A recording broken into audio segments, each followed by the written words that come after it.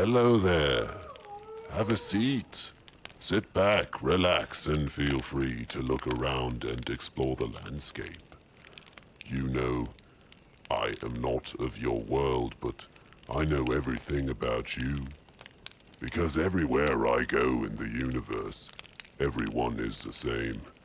Everyone is dreaming and wishing on stars. Everyone is seeking a better life for themselves or for others.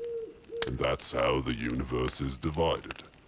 Those who want for themselves, and those who want for others. What do you want? What type of life form are you? Are you here to get hold of the most wonderful thing you can imagine, and hang on to it as long as possible? Or do you want to leave the universe a little better off than it was before you were in existence?